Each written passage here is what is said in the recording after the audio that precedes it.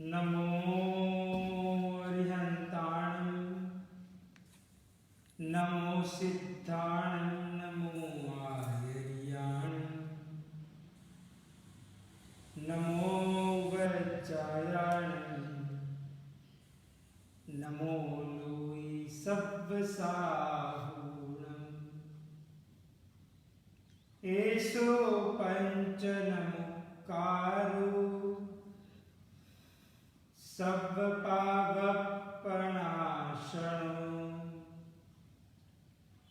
मंगलानं च सर्वेशे परमं हवै मंगलं भगवान् वीरो मंगलं गौतम प्रभु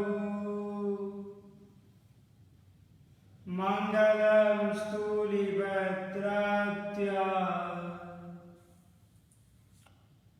जैन धर्मोस्तु मंगलम्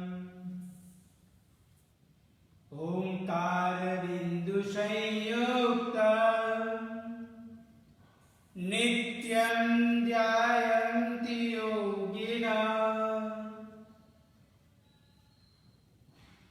कामदं मोक्षदं चैव ओंकाराय नमो नमः।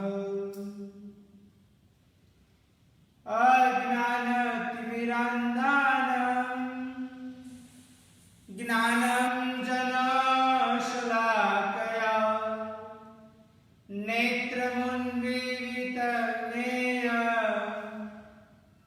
तस्मै श्री गुरुवे नमः।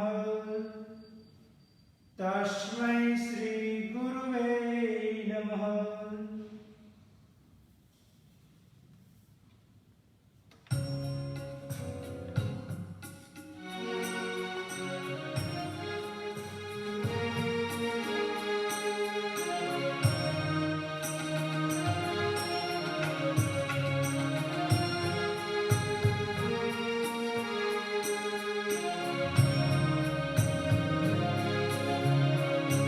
हर कदम पर हिंसा करूं, हर एक बल हर एक स्थल, ये जिंदगी मेरी टिकी कितने जीवों की मौत पर, कब मुनि बनूं सब कुछ सहूं, पर दुखी कभी किसी को न रहूं। इसे पापमय संसार को कभी छोड़ दूं, कब मुनि बनूं। कभी लोभ वश कभी हास्य वश, कभी क्रोध वश भय वश, कभी कितना सत्य वचन कहूं, दिन भर प्रभु जानो सभी, कब मुनि बनूं जब भी कहूं, हित वचन सत्य वचन कहूं। ऐसे पापमय संसार को कब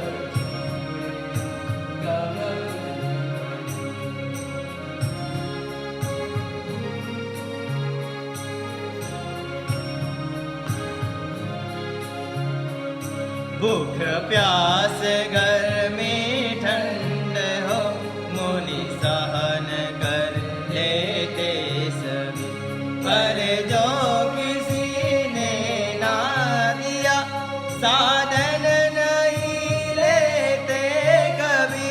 मैं तो जहाँ से जो मिले जैसे मिले लेता रहूं। इस बाप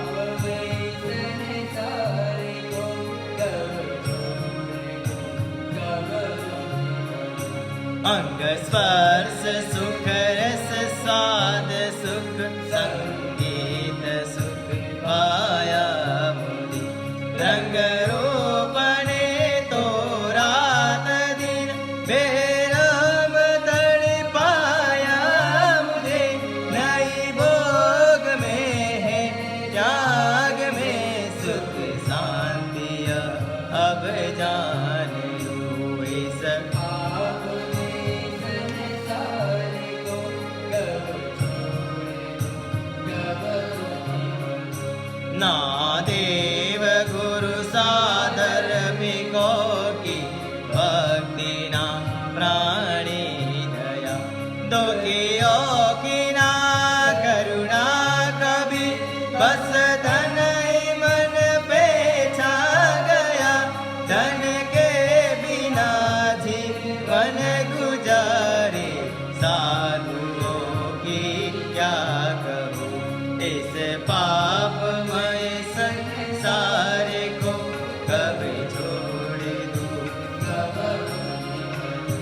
सुख सफलता में है तू तो श्री देव गुरु आशीष ही है।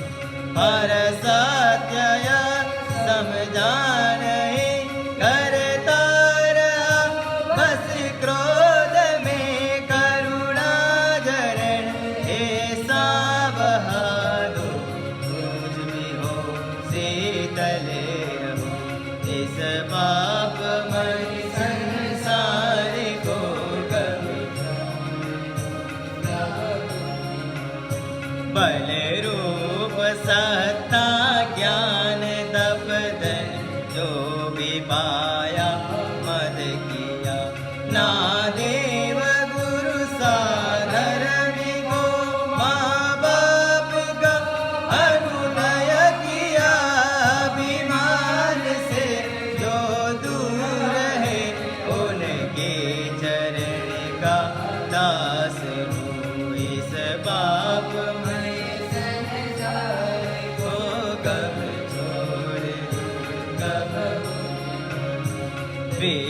विश्वासघात अनीति माया कपट दंभ अन्याय से ठगता रहा हूँ जगत को बेफिकर बड़ी मौज से ठगता हूँ ये खुद को ही मैं समझा मुझे आरूप इस पापमय संसार को कब छोड़ दूं कब ये चाहिए वो चाहिए मन मांगता रहता सदा मन का कहाँ सब मान के मैं भागता रहता सदा इच्छाई है महादुख इच्छा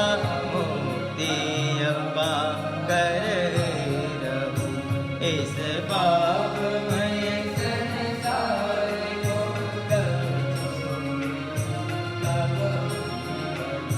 इन क्षणिक तन धन स्वजन से कर प्यार पछताया हूँ मैं।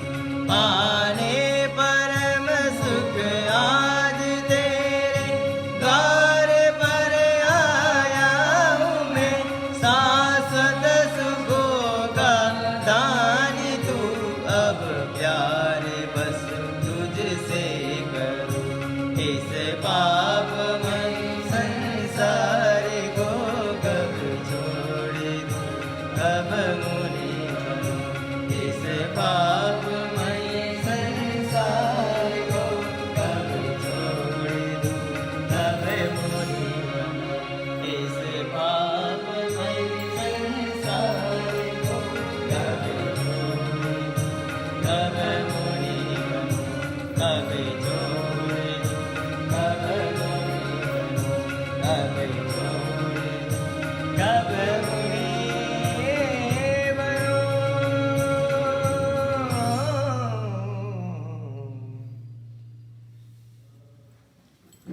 धर्म जिज्ञासु भाई और बहनों 18 पाकिस्तान की बहुत महत्वपूर्ण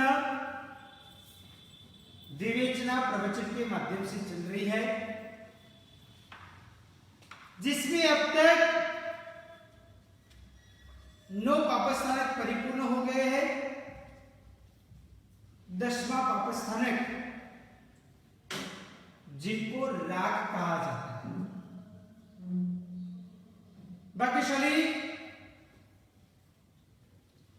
यह राग एक ऐसा पापस्थानक है जो 18 पापस्थानक में कुछ बीचों बीच रखा गया है। इस संसार चक्र के अंदर शायद सभी प्रकार के राग और द्वेष के कारण ही पाप लगने का प्रयत्न होता है।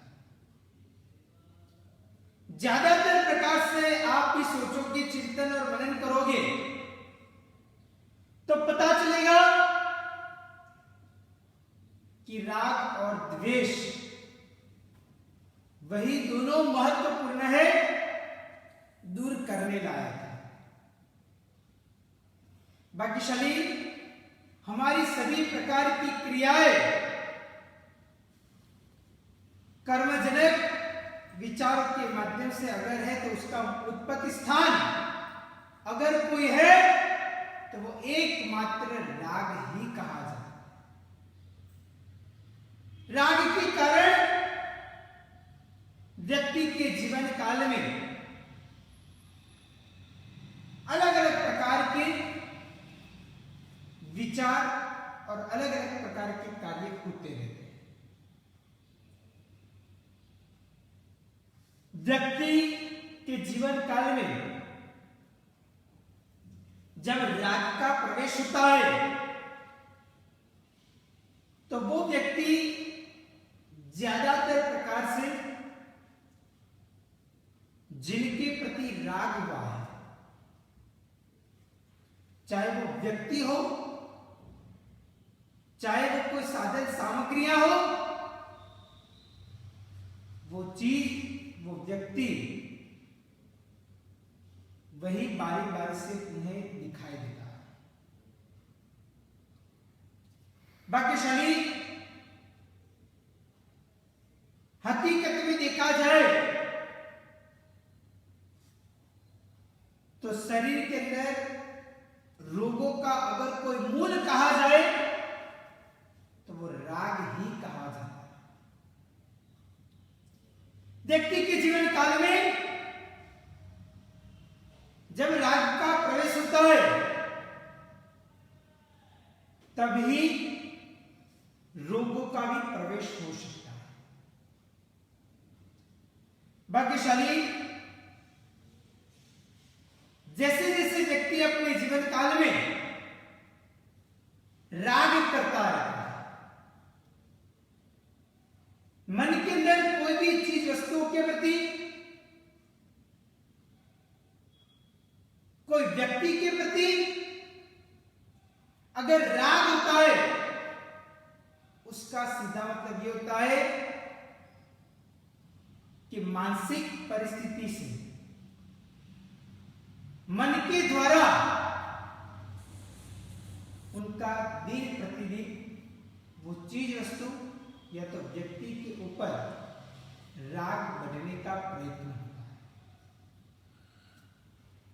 व्यक्ति अपने जीवन काल में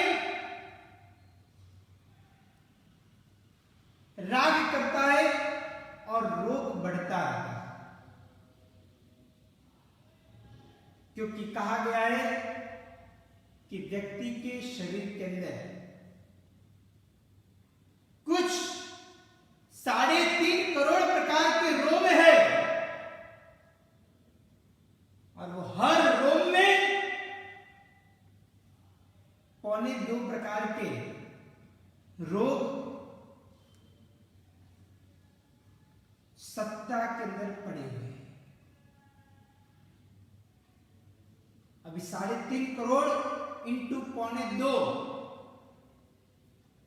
करोगे तो पता चलेगा कि टोटल कितने रोग शरीर के अंदर सत्ता के अंदर पड़े हुए हैं। तो कहा जाता है कि 3.5 करोड़ इंटू 1.25 करते हैं तो कुछ 6 करोड़ 12.5 लाख रोग हमारे शरीर के अंदर सत्ता के अंतर्गत पड़े हुए हैं। जैसे जैसे व्यक्ति राग करता है, जैसे जैसे व्यक्ति पापाचार करता है, जैसे जैसे व्यक्ति पापों का आलोचन नहीं करता है परंतु पाप का आचरण करता है, तो वैसे वैसे उनके जीवन काल में दिन प्रतिदिन पाप बढ़ने का प्रयत्न होता है और पाप बढ़ते बढ़ते बढ़ते बढ़ते बढ़ते हुए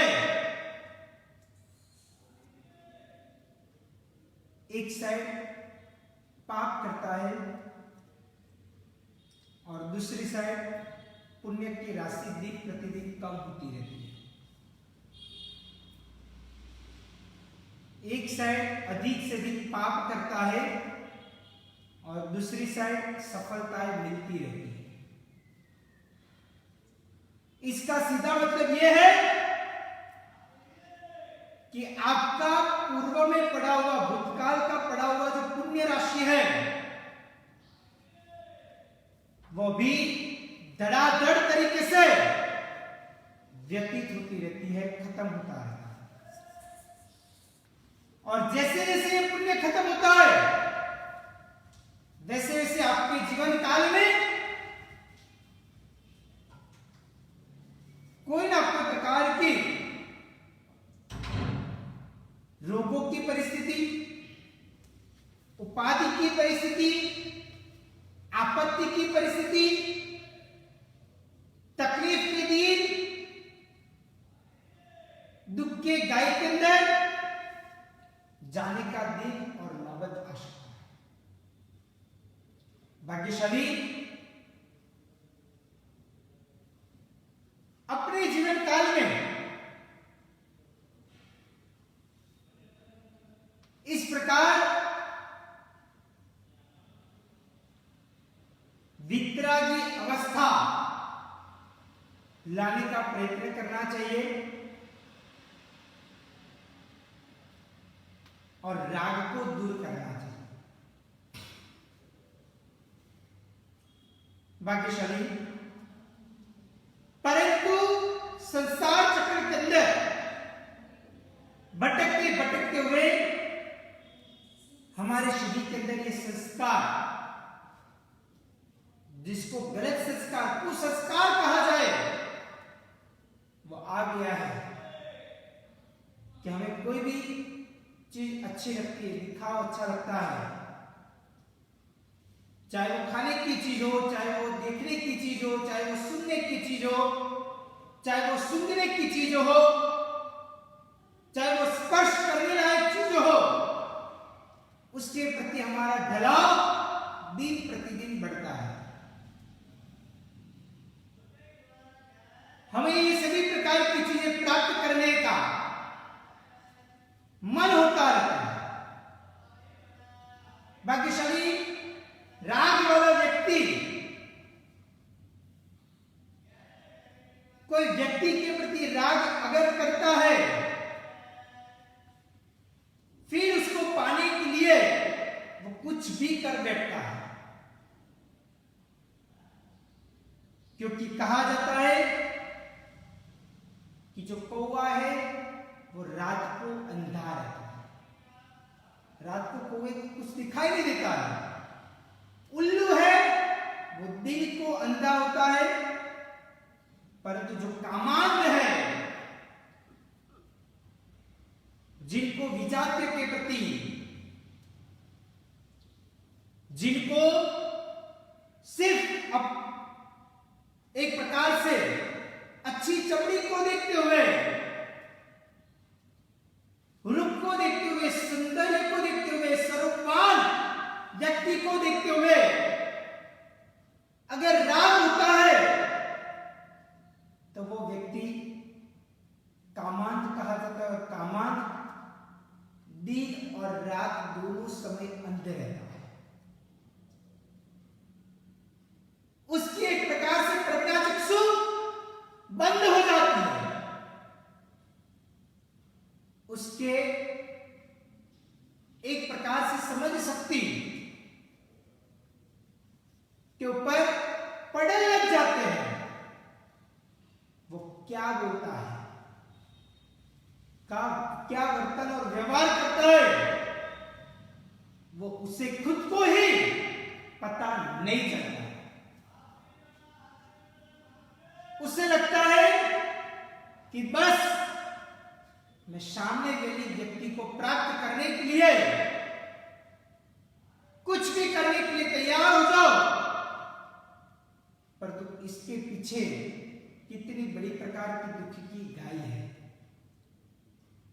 दुख की परिस्थिति भविष्य के अंदर आ सकती है, ये कामांध व्यक्ति को दिखाई नहीं देता। बस एक बार मन में ठान लिया तो वो व्यक्ति को प्राप्त करने के लिए तैयार हो जाता है। यही चीज राग की कही जाती है। भाग्यशाली कहीं कहीं लोग तो ऐसे भी दुनिया के अंदर दिखाई देते हैं कि जो लोग पुरुष होने के पश्चात भी वह अपने जीवन काल में स्त्रियों के प्रति उनको देखते हुए एक लट्टू बन जाते हैं, पागल बन जाते हैं। उसे भी एक प्रकार से रागांध कहा जाता है। भाग्यशाली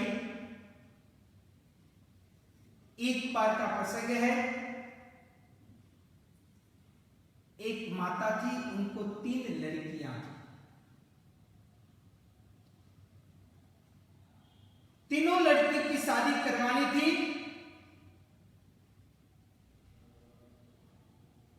माता सोच रही थी कि तीनों को उनका पति कैसा मिलेगा।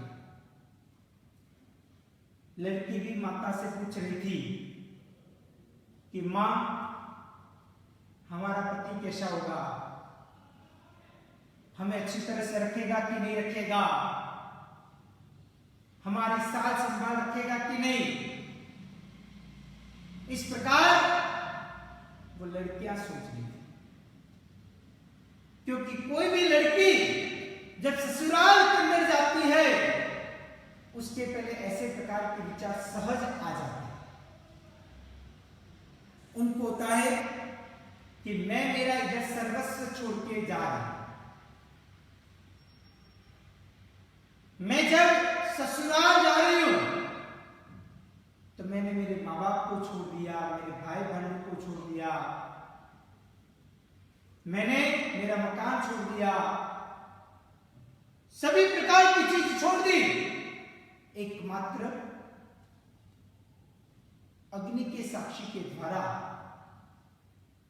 चुने हुए पति के साथ शादी करते हुए, पति को एकमात्र ध्यान में रखते हुए मैं ससुराल जाने का प्रयत्न करती हूं।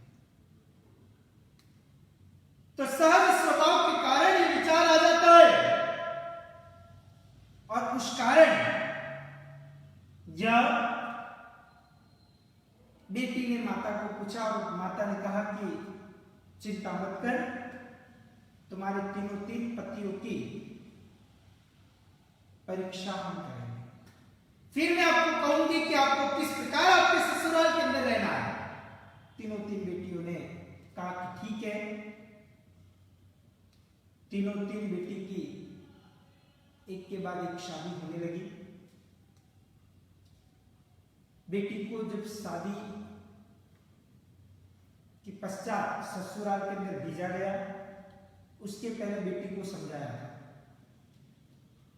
कि पहली ही रात्रि को तू तेरे पति को एक जोर से थप्पड़ लगा। बेटी ससुराल गई।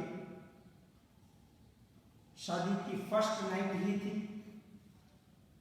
और वही दिन बेटी ने पति को जोर से थप्पड़ मारा और पति जो मोहांध था, रागांध था, कामांध था, और इस कारण पति ने कहा कि तेरे हाथ से मारने की क्या जरूरत है, तेरे हाथ देख कितने कोमल है, कितने नाजुक है, कल उठ के तेरे हाथ को कुछ हो जाता तो चिंता मत कर, ये मेरे हाथ है, मेरे हाथों के द्वारा मुझे ही मार। और ऐसे करते हुए ये उनके पति, ये लड़की के यानी कि पत्नी के हाथों को पंपाने लगा। दूसरे दिन माता ने अरे बेटी ने माता को कहा कि माँ, पहले ही रात्रि को मैंने एक थप्पड़ लगाई जोर से आपके कहने के कारण, और मेरे पति ने मेरे हाथों को पंपाने का, चुमने का प्रयत्न किया। तब माता ने कहा कि बेटी जा, तेरे घर के अंदर लीला लहर कर, तेरा पति तेरा लट्टू बन गया है, राज वाला हो गया है। इस कारण से तू जो बोलेगी वो सब कुछ तेरा पति करेगा। तू बोलेगी कचरा पूछा करना है तो वो तेरा पति भी करेगा।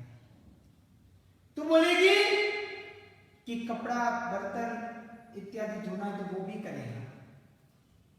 तो ये राग में आने के कारण इस प्रकार का प्रयत्न होता है। दूसरी बेटी की शादी करवाई और माता ने यही सिखावन दी थी। पहले ही दिन बेटी ने अपने पति को जोर से थप्पड़ मारा और वो पति तुरंत ही गुस्से में आ गया और आते हुए कहा, तू क्या समझती है अपने आप को? और ऐसे करते हुए उनको कहा कि आज ये गलती कर दी, वो कर दी, आज से ये गलती कर दी तो फिर मैं तुझे तलाक दे दूंगा। और इस प्रकार ये पति ने पत्नी को इस प्रकार कड़क शब्द के अंदर कहा। दूसरे दिन बेटी ने माता को कहा, माता ने कहा ध्यान रखना, ऐसे कोई चिंता वाली बात नहीं है, परंतु तू तेरे पति से सावधान रहना। तेरा पति जो कहे वैसे ही रहना, वो जो कहे वही काम करना। उन्होंने बोला ठीक है। तीसरे नंबर की बेटी की शादी करवाई और माता ने वही सिखावन दी। तीसरी बेटी ने भी पहले ही जोर से अपने पति को थप्पड़ मारा। पति तो तुरंत ही गुस्से में आ गया और पति ने पत्नी को एक थप्पड़ के सामने 3-4 थप्पड़ लगा दिया जोर जोर से और कह दिया कि घर में से बाहर निकल, तुझे कोई रहने का अधिकार इधर नहीं है। वो बेटी तो पियर के अंदर आ गई। माता को कहा, अश्रु की धारा के द्वारा, आंखों के अंदर अश्रु की धारा के द्वारा कहा कि माता आपने कहा और मैंने किया, तो गलत हुआ। मां ने कहा कि चिंता मत कर, परंतु याद रखना कि पूरी जिंदगी तेरी पतिव्रता की तरह रहना, पति की आज्ञा के अनुसार ही रहना। अगर थोड़ा सा भी पति के सामने बोलने का भी अगर प्रयत्न किया ना, तो बहुत सारा प्रकार का नुकसान होगा। तेरा पति बहुत चालाक, बहुत चतुर और होशियार है, और इसलिए तो उनके अंडर में ही रहने का काम है। और भाग्यशाली दूसरे दिन माता बेटी को लेते हुए बेटी के ससुराल के अंदर पहुंचे और उनको कहा, देखो ऐसे तो मेरी बेटी इस प्रकार आपको मारती नहीं, परंतु क्या है कि हमारे समाज, हमारे रीति रिवाज के अनुसार ये नियम है कि पहले दिन एक थप्पड़ लगानी पड़ती है, इसलिए हो गया, परंतु आज से वो आपको कभी भी थप्पड़ नहीं लगाएगी। और इस प्रकार उनका जीवन जीने का एक प्रयत्न हुआ। कहने का एक शब्द मतलब यही है कि भाग्यशाली जब व्यक्ति कामांध हो जाता है, जब व्यक्ति रागान हो जाता है, वो सब कुछ अपना अस्तित्व भूल जाता है। वो एक प्रकार से सब कुछ भूल जाता है, मात्र की मात्र बस वो राग वाली चीज ही उसको दिन प्रतिदिन, हर समय, हर पल वही दिखाई देती है। इसलिए अपने जीवन काल में ये राग दशा को दूर करते हुए वितराग दशा को अपने जीवन काल में प्राप्त करने जैसा है। उसकी बाकी की बाबतों का विवरण, क्योंकि कुछ राग प्रशस्त भी कहे जाते हैं, कुछ राग अप्रशस्त भी कहे जाते हैं।